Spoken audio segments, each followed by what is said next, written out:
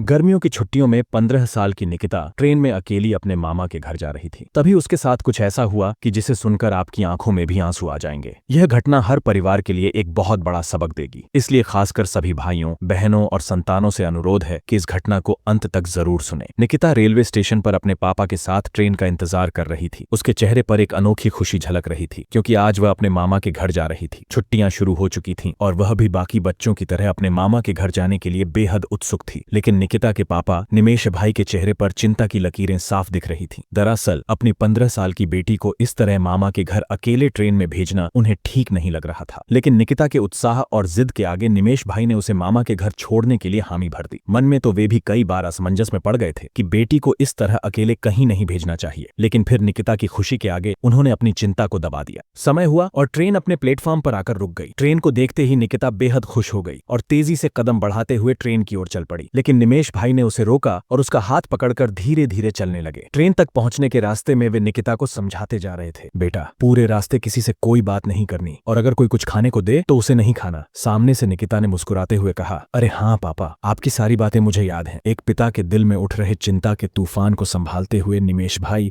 अपनी बेटी को लेकर ट्रेन के अंदर पहुंच गए। उन्होंने आसपास नजर दौड़ाई तो देखा कि ट्रेन के उस डिब्बे में ज्यादातर महिलाएं ही बैठी थी। यह देखकर उनकी चिंता थोड़ी कम हुई और उन्होंने राहत की सांस ली। ट्रेन में बैठी हुई हर महिला उन्हें अच्छे घर की ही लग रही थी, लेकिन उनकी नजर बगल की सीट के कोने में बैठे एक 60 वर्षीय बुजुर्ग दादी पर पड़ी। उन्हें देखकर निमेश भाई को थोड़ी तसल्ली हुई, इसलिए वे उस बुजुर्ग के पास गए और विनम्रता से कहने लगे, दादी मेरी बेटी अकेली अपने मामा के घर जा रही है। उसके पास फोन और पता दोनों मैंने दे दिए हैं, लेकिन अगर उसे कोई दिक्कत हो तो आप उसकी मदद कर दीजिएगा। मेरी बेटी पहली बार इस तरह अकेली जा रही है, इसलिए मैं आपसे निवेदन करता हूँ कि आप उसका ध्यान रखिएगा। इतना कहते हुए उनकी आंखें मानो नम हो गई थीं। यह देखकर बुजुर्ग दादी ने भी निमेश भाई को ढांढस बंधाते हुए कहा, कोई बात नहीं बेटा, तू चिंता मत कर, मैं तेरी बेटी का खूब ख्याल रखूंगा। बुजुर्ग दादी से बात करने के बाद निमेश भाई अपनी बेटी निकिता से आखिरी बार मिलने आए। उन्होंने उसके सिर पर हाथ रखा और हल्की मुस्कान के साथ बोले, बेटा अगर भूख लगे तो अपनी पसंद का कुछ ले लेना। सामने बैठे दादी से तेरी सिफारिश कर दी है, अगर कोई जरूरत हो तो उन्हें बता देना, और ये ले तेरी फेवरेट चॉकलेट। अब मैं चलता हूँ, अपना ध्यान रखना। इतना कहकर निमेश भाई एकटक अपनी बेटी को देखते रहे। जैसे ही ट्रेन की सीटी बजी उन्हें मजबूरन ट्रेन से उतरना पड़ा। निकिता खिड़की के पास बैठी बैठी अपने पापा को हाथ हिलाकर अलविदा कह रही थी। जैसे जैसे ट्रेन आगे बढ़ रही थी निमेश भाई को एहसास हो रहा था कि उनकी बेटी उनसे दूर होती जा रही है, लेकिन फिर उन्होंने खुद को यह सोचकर समझा लिया कि यह तो बस 2 दिनों की ही बात है। बाद में उनकी पत्नी भी बेटी के पास चली जाएंगी। कुछ देर तक वे स्टेशन पर ही खड़े रहे और फिर अपने घर की ओर लौट गए। उधर निकिता तो ट्रेन के सफर को लेकर बहुत उत्साहित थी। वह खिड़की से बाहर के नजारों को देख रही थी, लेकिन इस मासूम बेटी को सपने में भी नहीं पता था कि यह सफर उसकी जिंदगी का ऐसा सफर बन जाएगा जिसे वह कभी भूल नहीं सकेगी। मामा के घर जाने की निकिता की जिद उस पर कितनी भारी पड़ेगी इसका उसने कभी अंदाजा भी नहीं लगाया था। और उसी ट्रेन में उसके साथ कुछ ऐसा हुआ कि आज तक निकिता और उसका परिवार उस घटना को भूल नहीं पाया है। रेलवे स्टेशन पर निकिता को छोड़कर निमेश भाई अपने घर के लिए रवाना हुए। पूरे रास्ते उन्हें काफी बेचैनी महसूस हो रही थी, क्योंकि पहली बार उन्होंने अपनी कलेजे के टुकड़े को खुद से दूर किया था, जिससे उनका मन बिल्कुल भी अच्छा नहीं लग रहा था। जैसे ही वे घर पहुंचे उनकी पत्नी नीताबेन ने तुरंत पूछा, निकिता को ठीक से बैठा दिया ना? मैंने भाई को फोन करके बता दिया है कि हमारी बेटी को समय पर लेने पहुंच जाएंगे, अब आपको चिंता करने की जरूरत नहीं है। निमेश भाई ने बस इतना ही कहा, हाँ सब ठीक है, और अपने कमरे की तरफ चले गए। उनका ऐसा व्यवहार देखकर नीताबेन भी समझ गई कि निमेश भाई को अपनी लाडली के बिना अब घर में भी अच्छा नहीं लग रहा है। नीताबेन मन ही मन सोचने लगी, अभी तो बेटी सिर्फ 2 दिन के लिए दूर गई है और इनका यह हाल है, तो कल को जब बेटी को ससुराल भेजना होगा तब इनका क्या होगा। उधर निकिता अपनी मस्ती में सफर का मजा लेते हुए अपनी सीट पर बैठी थी। आसपास से गुजरने वाले लोगों को वह कुछ देर के लिए देखती और फिर खिड़की से बाहर देखने लगती। ट्रेन धीरे धीरे एक के बाद एक स्टेशन पार करती जा रही थी, लेकिन निकिता को मामा के घर पहुंचने में अभी भी काफी समय लगने वाला था, इसलिए वह शांतिपूर्वक अपनी सीट पर बैठी रही। कुछ देर बाद ट्रेन एक जंक्शन पर आकर रुक गई। बाहर से चाय पानी वालों की आवाजें ट्रेन के अंदर गूंजने लगी। निकिता ने अपनी पसंदीदा सोडा खरीदी और शांति से बैठकर सोडा पीते हुए खिड़की के बाहर देखने लगी। लगभग 10 मिनट के ब्रेक के बाद ट्रेन फिर से चलने लगी। थोड़ी ही देर में पहले वाली बुजुर्ग महिला निकिता के पास आकर पूछने लगी, बेटा तुम्हारा नाम क्या है? निकिता ने देखा तो वही बुजुर्ग दादी थे जिनके बारे में उसके पापा ने बात की थी। यह पहचान कर निकिता मुस्कुराई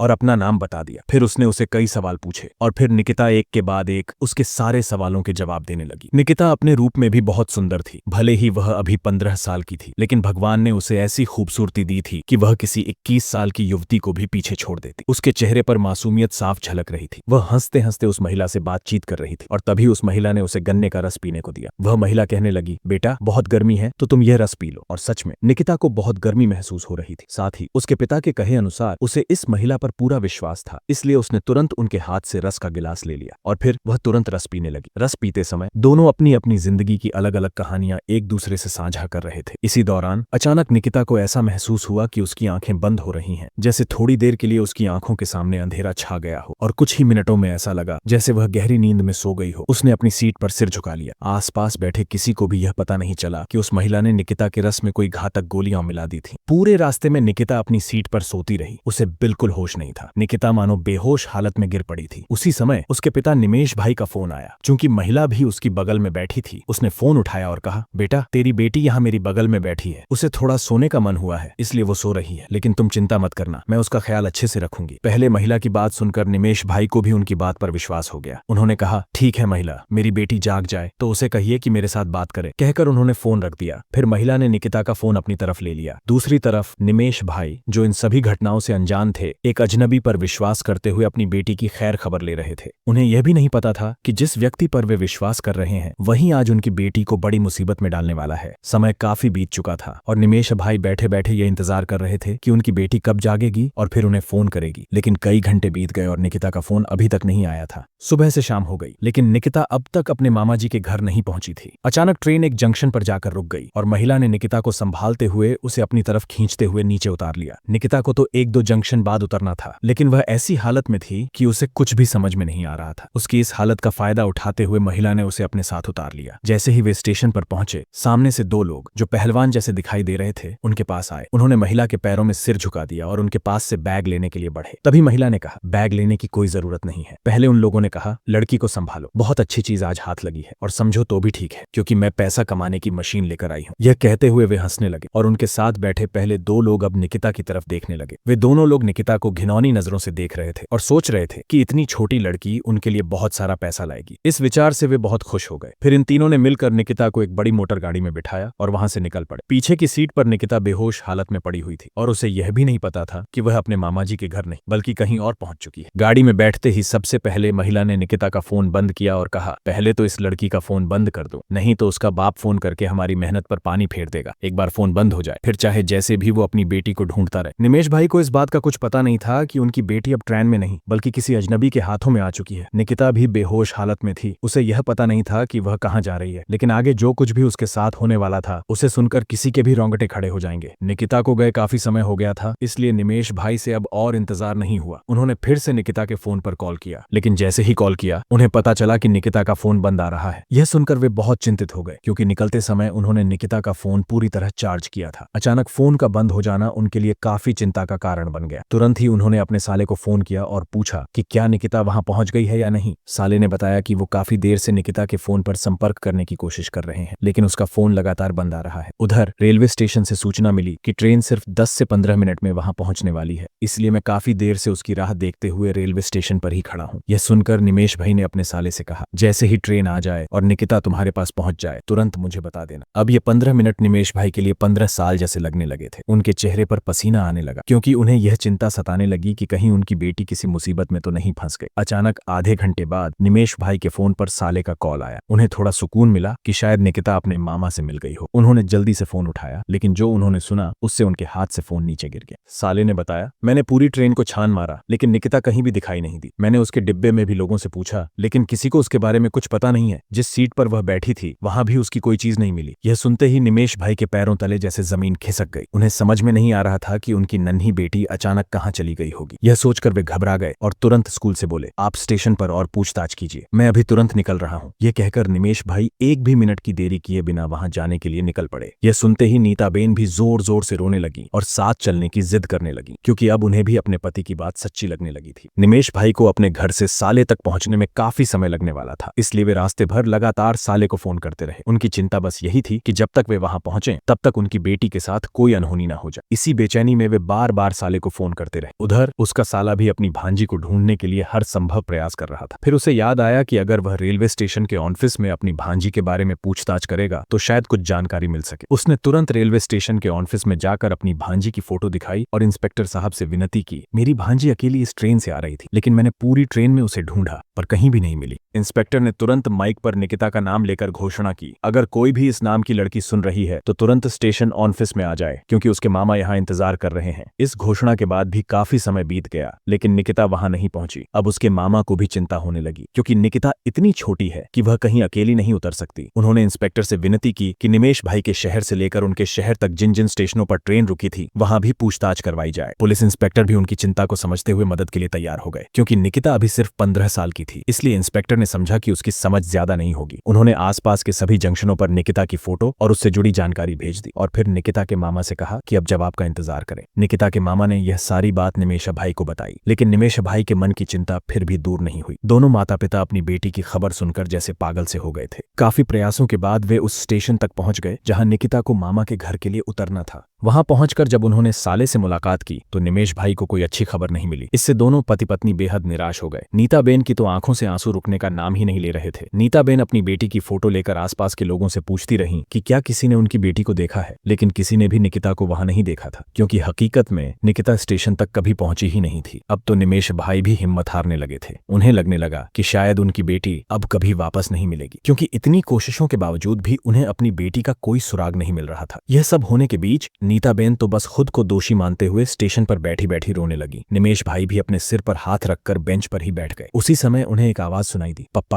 पप्पा मैं यहाँ हूँ। यह सुनते ही निमेश भाई के कान खड़े हो गए और उन्होंने पीछे मुड़कर देखा। सामने उनकी बेटी नहीं, बल्कि उनकी बेटी जैसी एक छोटी सी लड़की अपने हाथ में फुग्गा लेकर दौड़ते हुए आ रही थी और पीछे उसके मम्मी पापा शांति से चल रहे थे। वह लड़की तेजी से दौड़ते हुए पीछे अपने पप्पा से कह रही थी, पप्पा मैं यहाँ हूँ। थोड़ी देर के लिए तो निमेश भाई को ऐसा महसूस हुआ जैसे उनकी बेटी उन्हें आवाज दे रही हो, लेकिन यह बस उनका भ्रम था। उस छोटी सी लड़की को अपने पप्पा के साथ चलते देख उन्होंने खुद को रोका नहीं और अपनी बेटी को याद करके रोने लगे। यह दुख उनके लिए बहुत असहनीय था, क्योंकि उन्होंने कभी भी अपनी बेटी को इस तरह अकेले भेजने की कल्पना नहीं की थी। अचानक उन्हें कुछ हिम्मत मिली और उन्होंने अपनी पत्नी से कहा, हम एक काम करते हैं, मेरे शहर से अब तक ट्रेन कितने स्टेशनों से गुजरी ये जान लेते हैं, फिर हम एक एक करके सभी स्टेशनों पर जाकर वहां मौजूद लोगों से मेरी बेटी के बारे में पूछते हैं। फिर ये तीनों एक एक करके हर स्टेशन पर गए और अपनी बेटी का फोटो दिखाकर वहां के लोगों से उसके बारे में पूछने लगे, लेकिन कोई भी उन्हें उसकी जानकारी नहीं दे सका। ऐसा करते हुए उन्हें काफी समय बीत चुका था, लेकिन पहले रेलवे स्टेशन की ऑफिस से भी उन्हें कोई जानकारी नहीं मिली थी। फिर भी उन्होंने अपनी कोशिश जारी रखी और नए स्टेशन की ओर बढ़ते गए, अपनी बेटी को खोजते हुए। रात का समय हो चुका था और अब तो नीताबेन का दिल भी घबराने लगा था, क्योंकि वह यह सोचकर परेशान थी कि उनकी छोटी सी बेटी अब कहां और किस हाल में होगी। यह सोचते ही नीताबेन की हालत बेहाल हो गई थी और वह लगातार निमेश भाई से रोते रोते कहती जा रही थी, आप जल्दी से मेरी बेटी को खोज लाओ। तब निमेश भाई भी अपनी पत्नी को समझाते हुए आगे बढ़ते जा रहे थे। जैसे ही वे अगले स्टेशन पर पहुंचे, अचानक उनकी गाड़ी में पंक्चर हो गया तो दोनों नीचे उतरकर गाड़ी की हालत देखने गए। एक तो उन्हें स्टेशन पहुंचने में पहले ही देर हो रही थी और अब यह मुसीबत आ गई थी, इसलिए निमेश भाई और उनके साले आसपास कोई गैरेज खोजने लगे। नीताबेन को गाड़ी में बैठाकर थोड़ी दूर आगे बढ़े। रास्ता बिल्कुल सुनसान था और आगे एक छोटा सा स्टेशन था, लेकिन वहां पंक्चर ठीक करने वाला मिलना मुश्किल था, इसीलिए वे स्टेशन के आसपास गैरेज वाले को ढूंढने लगे। जैसे ही वे थोड़ा और आगे बढ़े, अचानक निमेश भाई की नजर एक ऐसी चीज पर पड़ी जिससे उनके चेहरे के सभी हाव भाव बदल गए। वह तुरंत दौड़ने लगे और जमीन पर बैठ गए। जब उन्होंने देखा तो जमीन पर वहीं 3-4 चॉकलेट पड़ी हुई थी जो उन्होंने अपनी बेटी को ट्रेन में चढ़ाते वक्त दी थी। वह चॉकलेट देखकर निमेश भाई समझ गए कि यह चॉकलेट उनकी बेटी निकिता की है, तो उन्होंने वह चॉकलेट हाथ में लेकर अपनी छाती से लगा ली और अपनी बेटी का नाम लेकर रोने लगे। उनके साले ने उन्हें संभालने की बहुत कोशिश की, लेकिन अब उनका दुख बहुत बढ़ चुका था। फिर भी उनका साला उन्हें समझाने की कोशिश कर रहा था कि यह एक सबूत हो सकता है कि वे अपनी बेटी तक पहुंच सकते हैं। यह सुनकर निमेश भाई कुछ संभलने लगे और तुरंत खड़े हो गए। उन्होंने अपनी आंखों के आंसू पोंछे और आसपास देखा, लेकिन कहीं भी कोई आदमी दिखाई नहीं दे रहा था। तब उन्हें लगा कि निश्चित रूप से उनकी बेटी निकिता अगले स्टेशन पर उतरी होगी, इसलिए उन्होंने अब यह तय किया कि वे पैदल ही स्टेशन तक जाएंगे। जल्दबाजी में वे नीताबेन के पास पहुंचे और फिर यह तीनों लोग स्टेशन पर पैदल चलने लगे। जैसे ही निमेश भाई सभी के साथ स्टेशन पर पहुंचे और उन्होंने चारों ओर देखा तो स्टेशन पर कोई भी व्यक्ति मौजूद नहीं था। रात का समय हो चुका था और स्टेशन वैसे भी एक सुनसान अजनबी रास्ते पर स्थित था। स्टेशन को देखते ही इन सभी को थोड़ा डर लगने लगा और मन में यह विचार भी आया कि शायद उनकी बेटी आज इस स्टेशन पर नहीं उतरी होगी। इन सभी विचारों के साथ वे चारों ओर नजरें घुमा रहे थे। अचानक उनकी नजर ओटले पर सोते हुए एक वृद्ध व्यक्ति पर पड़ी, तो निमेश भाई दौड़ते हुए उनके पास गए और अपनी बेटी का फोटो दिखाकर उसके बारे में पूछने लगे। पहले तो उस वृद्ध को पहचानने में थोड़ा समय लगा, लेकिन फिर धीरे धीरे उन्होंने कहा, हाँ, इस लड़की को मैंने देखा है, इसके साथ 2-3 और लोग भी थे।